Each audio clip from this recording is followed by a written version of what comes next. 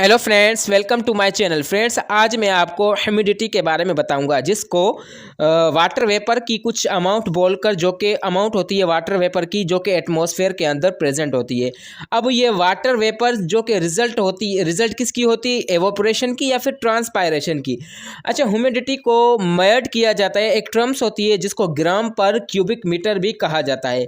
ये amount of water vapour जो कि होता है वॉल्यूम को बताता है कि इसकी जो हवा के अंदर जो वॉल्यूम होती है, या फिर एटमॉस्फेयर, जिसको हम एब्सोल्यूट ह्यूमिडिटी भी कहते हैं।